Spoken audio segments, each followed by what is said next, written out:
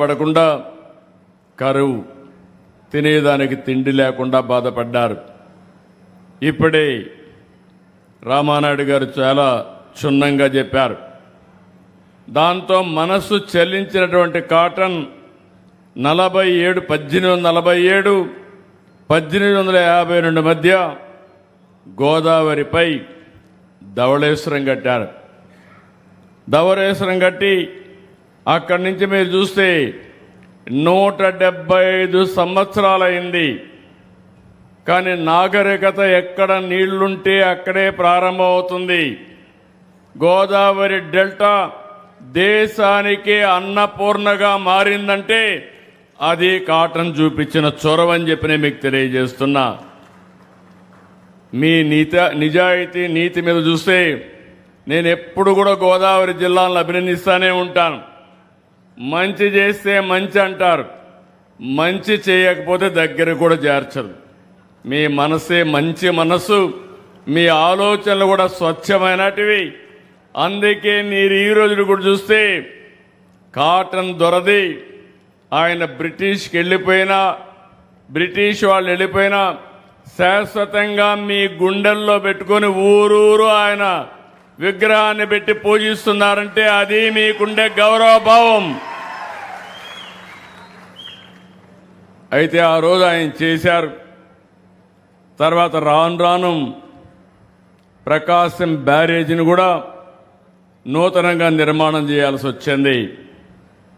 AC Mitra committee సిఫారసు చేశారు. 1970 నుంచి 80 వరకు నూతన బ్యారేజ్ నిర్మించారు.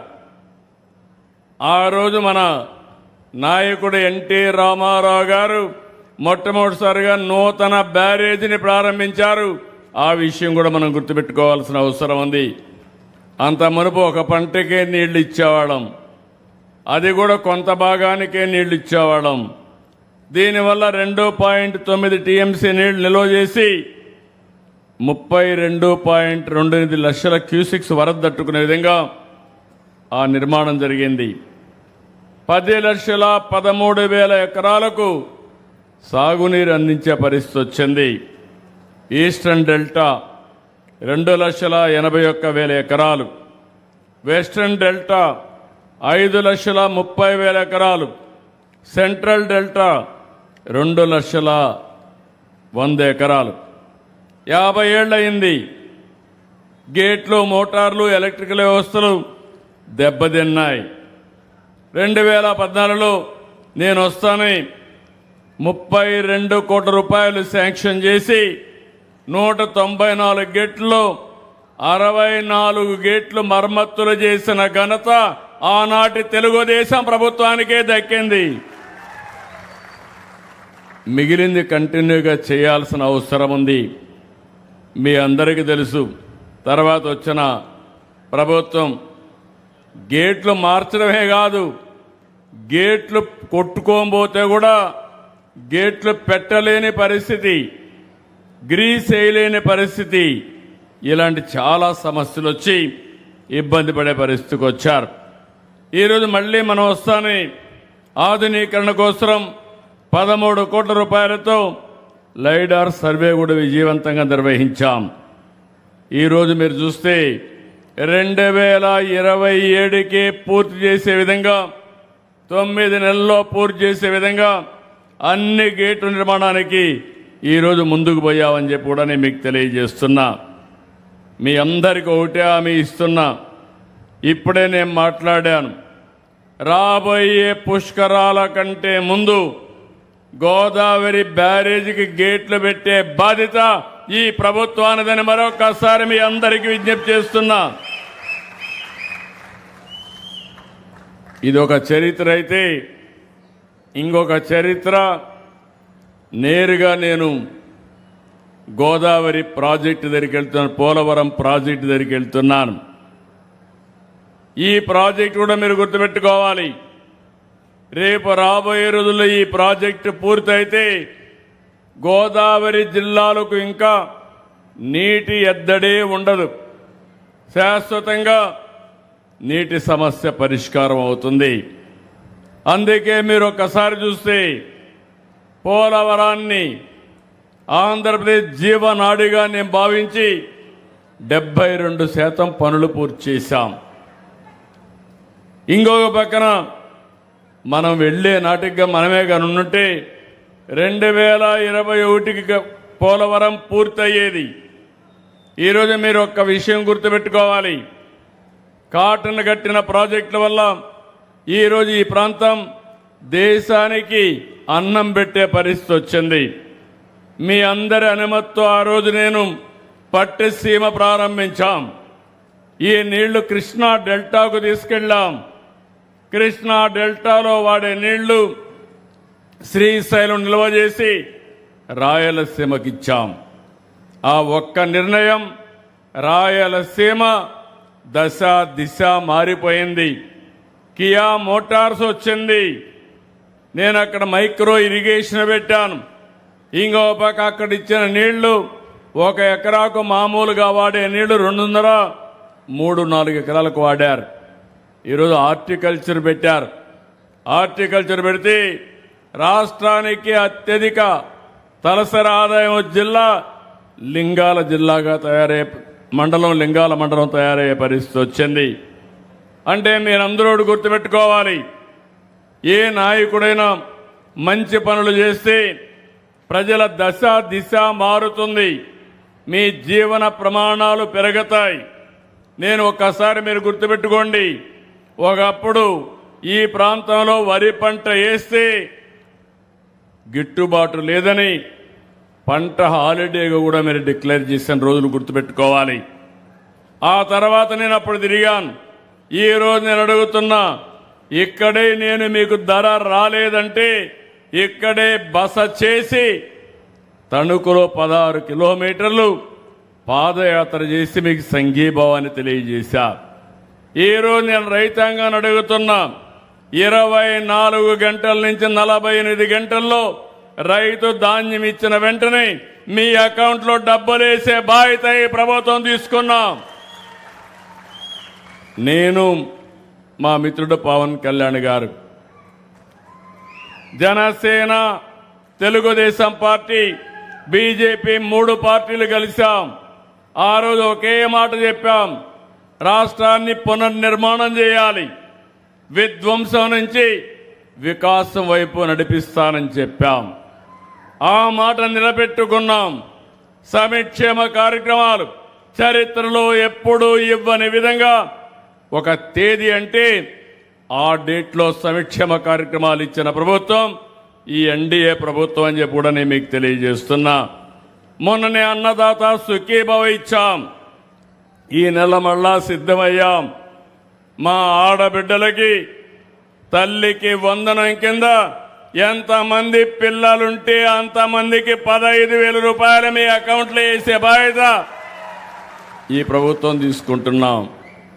మొదలు తారీఖున పేదల సేవ 4,000, 6,000, 10,000, 15,000 నేను ఛాలెంజ్ చేసి అడుగుతున్నా. ఒక భారతదేశంలోనే కాదు, ప్రపంచంలో ఎక్కడ కూడా ఇవ్వని విధంగా సంక్షేమ కార్యక్రమాలు ఇచ్చాం. ఈరోజు ఒక పక్క సంక్షేమ కార్యక్రమాలు ఇచ్చాం, ఇంకో పక్క అభివృద్ధిని పరిగెత్తిస్తున్నాం. ఏదైతే గోదావరిలో మీరు చూస్తే ఆ రోజు ఏదైతే అతి విలువైన డయాఫామ్ వాల్ 440 కోట్ల రూపాయలు ఖర్చు పెడితే దాన్ని కాపాడలేకుండా గోదావరి పాలు చేసే పరిస్థితికి వచ్చారు. ఈరోజు మళ్ళీ 990 కోట్లు పెట్టాం. పని పూర్తయింది. ఇప్పటికి 89% పనులు పూర్తయినాయి. నేను ఈరోజు హామీ ఇస్తున్నా, రేపు మార్చి లోపల పనులు చేసి నిర్వాసితులందరూ ఆనందంగా ఉండేట్టుగా చేసి ఆ ప్రాజెక్టుని జాతికి అంకితం చేస్తామని మరొక్కసారి మీ అందరికి విజ్ఞప్తి చేస్తున్నా. అలాంటి విలువైన ప్రాజెక్టు దీనికోసం మీరు చూస్తే 2 ఏళ్లలో 24,000 కోట్ల రూపాయలు సాగునీటి కోసం ఖర్చు పెట్టాం. మొన్నే తుంగభద్ర గేట్స్ కుట్టుకోబోతే 36 గేట్లు మళ్ళీ రిపేర్ చేసి అవన్నీ కూడా పూర్తి చేశాం. ఇప్పుడే పట్టిసీమ విషయం చెప్పాను. ఈ పట్టిసీమ వల్ల జీవితాలు మారిపోయే పరిస్థితి వచ్చింది. 12 ఏళ్లకు ఒకసారి గోదావరి పుష్కరాలు వస్తాయి. 2 పుష్కరాలు నేనే చేశా ముఖ్యమంత్రిగా. మళ్ళీ 3వ పుష్కరాలు, మళ్ళీ రాబోయే సంవత్సరం గోదావరి పుష్కరాలు అత్యంత వైభవంగా చేసే బాధ్యత ఈ ప్రభుత్వం తీసుకుంటుందని చెప్పి నేను మీకు అందరికీ తెలియజేస్తున్నా.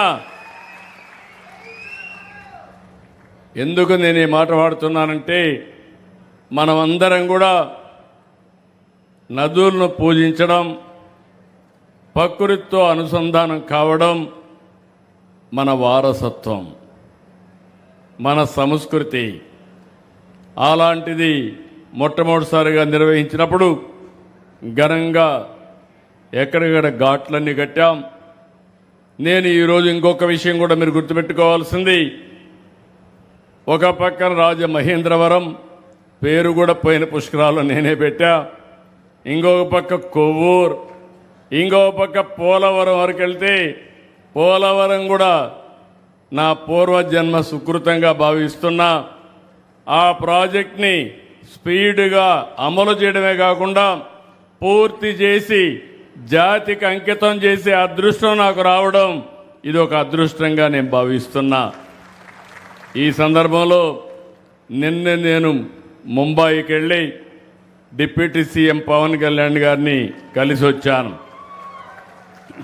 ఆయన భుజానికి ఆపరేషన్ అయింది. ఎందుకంటే ఆయనకు ఫ్యాన్స్ ఎక్కువగా ఉంటారు. ఎక్కడికి బయట వచ్చినా తోపుళ్ళు కూడా అట్నే ఉంటాయి. ముందుకు లాగడం మా రాజకీయ నాయకులకు అందరికీ ఉంటాయి, ఆయనకి ఇంకొంచెం ఎక్కువగా ఉంటాయి. దాంతో భుజం కూడా కొంత దెబ్బతినడం, ఆపరేషన్ చేసుకున్నారు, ఫాస్ట్గా కోలుకుంటున్నారు. నేను ఇప్పుడే పనికి వస్తానంటే కాదు జాగ్రత్తగా చూసుకో, రాజకీయం ముఖ్యం, అదే సమయంలో ఆరోగ్యం కూడా ముఖ్యం. ఆరోగ్యం బాగుంటే ఇంకా బాగా పనిచేసే అవకాశం వస్తుందని చెప్పాను. తొందరలోనే ఇంకా ఒక 3 రోజులు అక్కడే ఉండాలి, తొందరలో వస్తాడు. ఆయన, నేను, నరేంద్ర మోడీ గారు ఒకటే ఆలోచిస్తున్నాం. నరేంద్ర మోడీ గారు ప్రధానమంత్రిగా 2047కు భారతదేశాన్ని వికసిత్ భారత్గా తయారు చేయాలనేది లక్ష్యం. నేను, పవన్ కళ్యాణ్ గారు 2047కి స్వర్ణ ఆంధ్రప్రదేశ్గా తయారు చేయాలనేది మా లక్ష్యం. అందుకే 36 ప్రాజెక్టుల్ని పూర్తి చేస్తున్నాం. నాకెప్పుడు కూడా గోదావరి జిల్లాలంటే ఇప్పుడే కాదు, మొదటి నుంచి కూడా నా రాజకీయ జీవితంలో గోదావరి జిల్లాలు ఎప్పుడు కూడా నన్ను ఆశీర్వదించాయి. ఎంత నమ్మకం అంటే, ఒకప్పుడు తూర్పు గోదావరి జిల్లా సమైక్య జిల్లా, హరికేన్ తుఫాన్ వచ్చింది, 10 రోజులు ఇక్కడే ఉన్నా, మళ్ళీ పునరావాసం కల్పించి మిమ్మల్ని అందరినీ బాగా చేసిన తర్వాతనే తిరిగి హైదరాబాద్ సెక్రటరియట్కి వెళ్ళాను. ఇక్కడే రాజమండ్రి ఆర్డీఓ ఆఫీసే నా సెక్రటరియట్. ఆ రోజు అది చేసి 21 అసెంబ్లీ సీట్లు వస్తే 99లో 20 అసెంబ్లీ సీట్లు గెలిపించిన ఏకైక జిల్లా గోదావరి జిల్లా. అంటే మంచి చేస్తే మీరు ఎప్పుడు మాతోనే ఉంటారు. ఎమ్మెల్యే మంచి చేస్తే ఎక్కువ ఓట్లేస్తారు. అదే మరి పార్టీ మంచి చేస్తే ఆ పార్టీని ఆశీర్వదిస్తారు. నా ఆలోచన ఒకటి మీరు గుర్తుపెట్టుకోవాలి.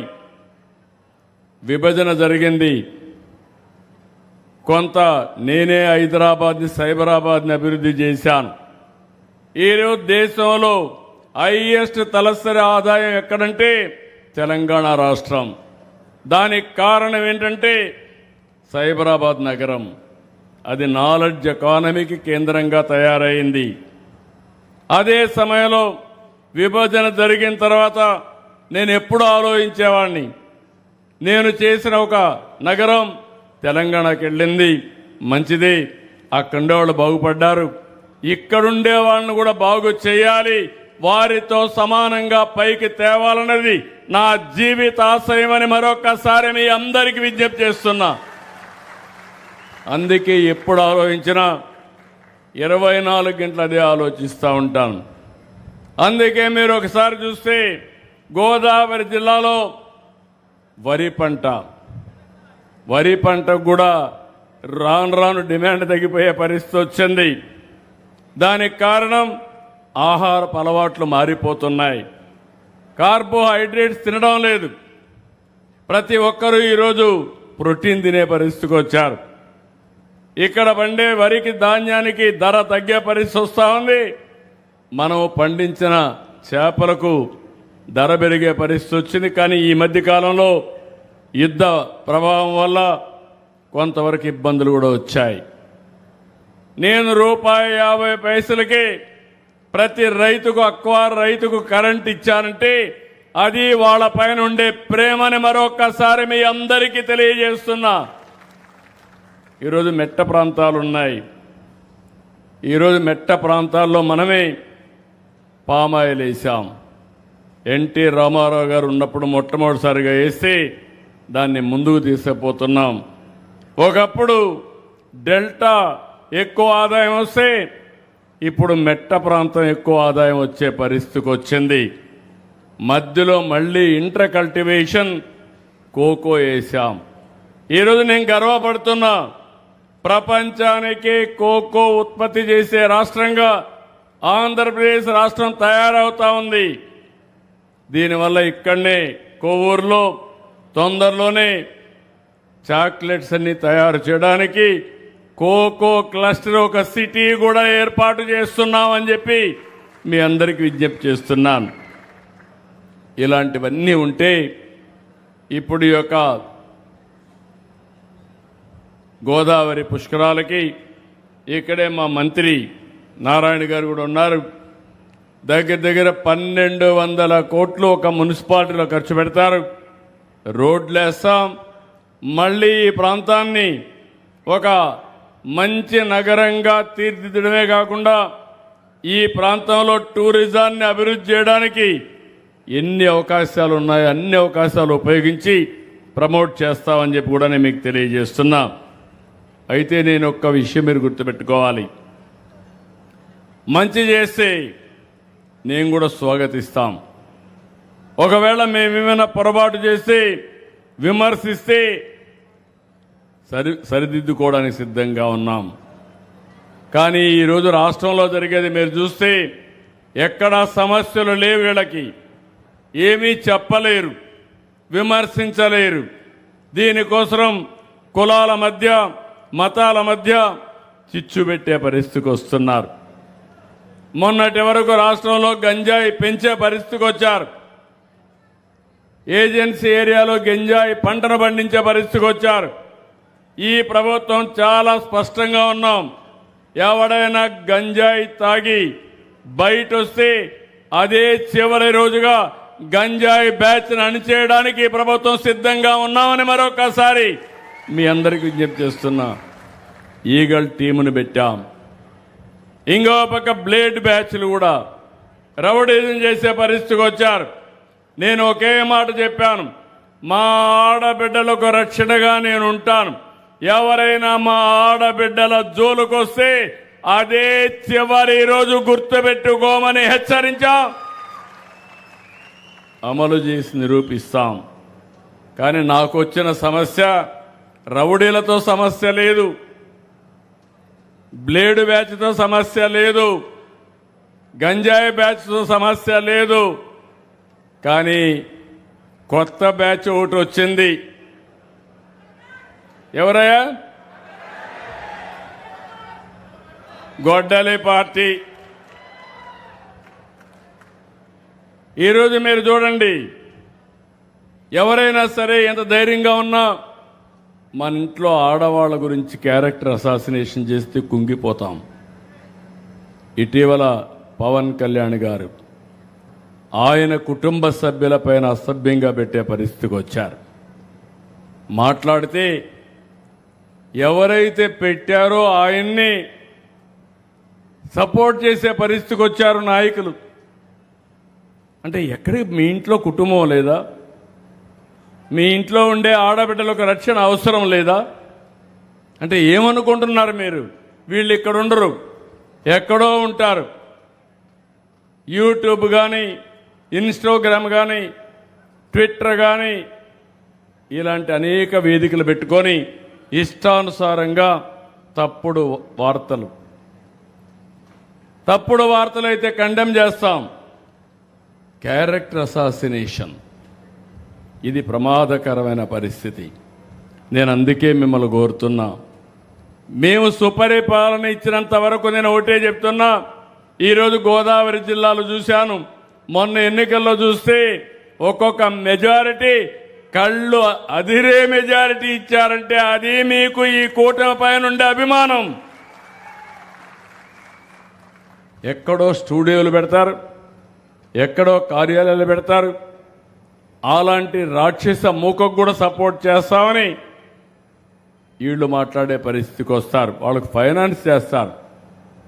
మీరు కూడా గుర్తుపెట్టుకోవాలి. నేను ఎన్నోసార్లు మీకు ఒక మాట చెప్పాను, ఈ యొక్క గంజాయి ఇది మాత్రం అన్ని నేను కంట్రోల్ చేస్తాను కానీ కొంచెం టైం పడుతుందని.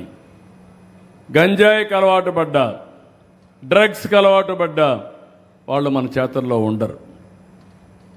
వాళ్ళని కంట్రోల్ చేసుకోవాలన్నా కంట్రోల్ చేసుకోలేకుండా అడిక్ట్ అయిపోతారు. అలాంటి వారితో పోరాడి మళ్ళీ మెయిన్ స్ట్రీమ్కి తేవాలని మనం ఆలోచిస్తే అలాంటి వాళ్ళకి పూర్తిగా సపోర్ట్ చేస్తూ ఇలాంటి కార్యక్రమాలు చేసే పరిస్థితికి వచ్చారు. నేను ఒకటే మిమ్మల్ని అందరినీ కోరుతున్నా, గడిచిన ప్రభుత్వం చేసిన తప్పులన్నీ కరెక్ట్ చేస్తూ వస్తున్నాం.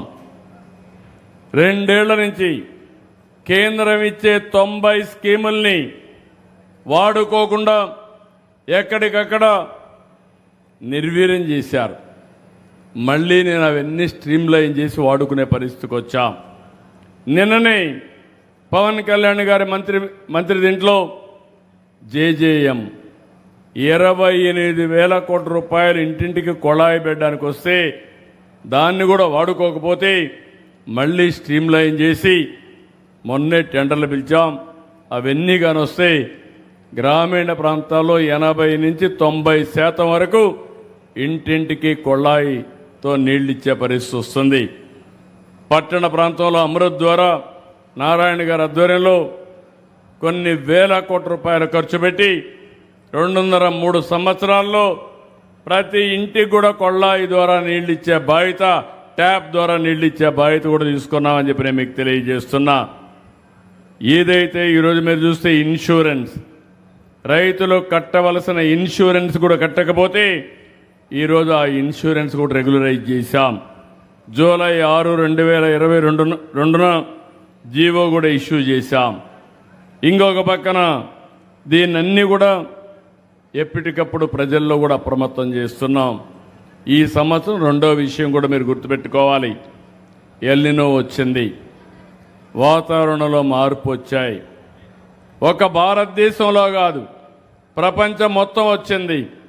మన దగ్గర ఇప్పటికీ 25% వర్షపాతం తక్కువ పడింది.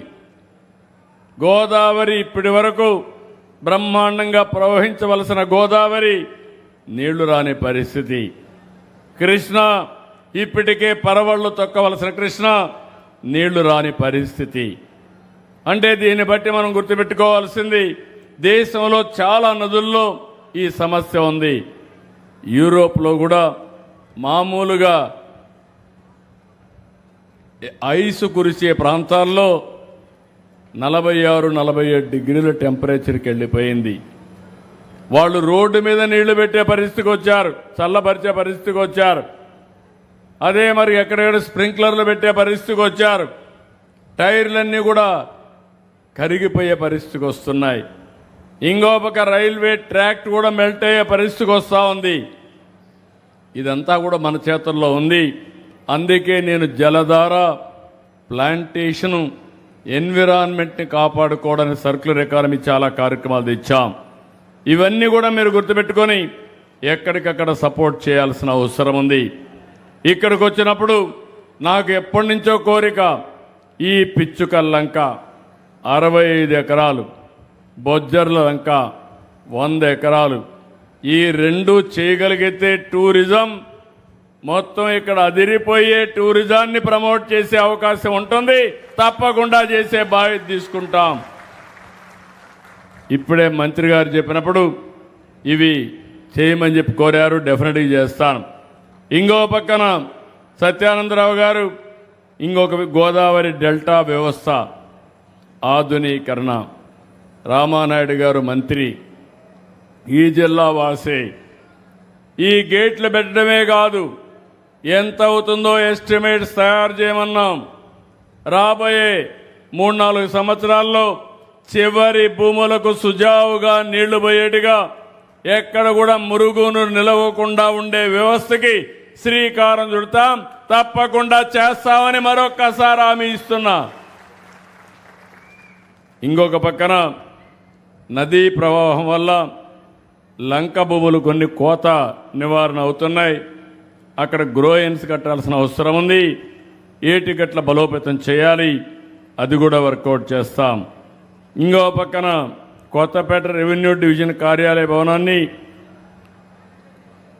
కొద్దిగా రిపేర్లుగా అవన్నీ చేయడం కోసం మార్కెట్ కమిటీ స్థలం ఎన్ని కావాలన్నారు, అది కూడా ఇచ్చి రెవెన్యూ డివిజన్ని అన్ని విధాలా అభివృద్ధి చేసే బాధ్యత తీసుకుంటాం. R&B రోడ్స్కి డబ్బులు అడిగారు, అది కూడా పెడతాం. అమలాపురం వద్ద జాతీయ రహదారి 216 పేరూరు వై జంక్షన్ నుండి రావులపాలెం వద్ద వరకు 216A వరకు ఈ రహదారిని బాగు చేయాలని కోరారు. దీనిపైన కూడా శ్రద్ధ పెడతామని చెప్పి నేను మీకు తెలియజేస్తున్నా. నాకు మీరందరూ గుర్తుపెట్టుకోవాలి, రైలు కూడా ఎప్పుడు కూడా బాలయోగ్ గారు ఎప్పుడో ప్రారంభించినటువంటి రైలు అది. ఎప్పటికప్పుడు మాట్లాడుతూనే ఉన్నాం. ఒక పక్క మీ ఎంపీ ఆ పని మీదనే ఉన్నాడు, నేను కూడా ఆ పని మీదనే ఉన్నా. ఎంత చెప్పినా కేంద్రం కూడా ఓసారి ముందుకు వచ్చి మళ్ళా ఎన్నికపోయే పరిస్థితికి వస్తున్నారు. తప్పకుండా ఈ రైల్వే లైన్ కూడా కోనసీమలో వస్తే దీనికి చాలా ఉపయోగం ఉంటుంది, అది కూడా వర్కౌట్ చేస్తాం. మీరు ఒక్క విషయం గుర్తుపెట్టుకోవాలి, ఏ పనైనా రాత్రే కాదు. నాకు వచ్చింది, నేను 4వసారి ముఖ్యమంత్రి, ఎప్పుడూ లేనటువంటి ప్రత్యేకమైన పరిస్థితి వచ్చింది. నేను ఎంత లోతుకు పోతే అక్కడ లోపల పోయినంత వరకు అఘాతాలు ఇంకా ఎక్కువ కనపడొస్తున్నాయి. 2 ఏళ్ళయింది. ఇప్పటికే మీరు చూశారు, ఒక నమ్మకాన్ని క్రియేట్ చేశాం, ప్రపంచం మొత్తం మెప్పించాం, పెట్టుబడులు పెద్ద ఎత్తున వస్తున్నాయి. ఒకప్పుడు గుంతల పడిన రోడ్లు, ఈరోజు ఆ గుంతలన్నీ కూడా పూర్తిగా పూడ్చి గుంతలు లేని రోడ్లుగా చేశాం. నాకు గోదావరి జిల్లాలపైన ఒక గురుంది, ఒక సమస్య ఉంది. గోదావరి భూములన్నీ కూడా నల్లరేగడి భూములు, వర్షాలు ఎక్కువ పడతాయి. ఎంత బాగా రోడ్డు వేసినా మళ్ళా పోయే పరిస్థితి వస్తుంది. వీలైతే ఈ జిల్లాలో సిమెంట్ రోడ్లేసి శాశ్వత పరిష్కారం చేయగలిగితే ఇబ్బందులు తగ్గుతాయనే ఆలోచన కూడా ఉంది. మీరు ఆశీర్వదించాలి, భగవంతుడు కరుణించాలి. నాకు కూడా ఆదాయం పెరిగి ఏది చేసిన అభివృద్ధి రాగలిగితే ఇవి కూడా వినూత్నమైన ఆలోచన చేస్తున్నాను. ఒకవేళ ఒక ప్రైవేటు వ్యక్తికి ఇచ్చి ఒక 10 ఏళ్ళు వాళ్ళు మెయింటైన్ చేస్తే సంవత్సరం ఎంత ఇవ్వాలనో వాళ్ళకి పే చేసే విధానానికి కూడా శ్రీకారం చుడుతున్నాను. ఏది ఏమైనా మళ్ళీ మీకు విజ్ఞప్తి చేస్తున్నా, గోదావరి జిల్లాల పైన ఒకప్పుడు 2 జిల్లాలు, ఇప్పుడు 5 జిల్లాలు, 5 జిల్లాలని అన్ని విధాలా అభివృద్ధి చేసే బాధ్యత ఎన్డీఏ ప్రభుత్వానిదని మరొక్కసారి హామీ ఇస్తూ, ఇక్కడికి వచ్చినప్పుడు మీరు చూపించిన అభిమానానికి పేరున అభినందనలు. ఈ రోజు నుంచి నేను రెగ్యులర్గా నేను కానీ డిప్యూటీ సీఎం కానీ పుష్కరాల పనులు కూడా సమీక్షలు చేస్తాం. ఒక నిర్దిష్టమైన టైం బౌండ్ ప్రోగ్రాం ఇస్తాం. దీనితో మళ్ళీ రాజమహేంద్రవరానికే కాకుండా పరిసరాల్లో ఉండే మున్సిపాలిటీలకి పూర్వ వైభవం తీసుకొస్తామని మరొక్కసారి అందరికీ హామీ ఇస్తూ అందరికీ నమస్కారాలు. జై హింద్, జై జన్మభూమి, జై తెలుగు తల్లి.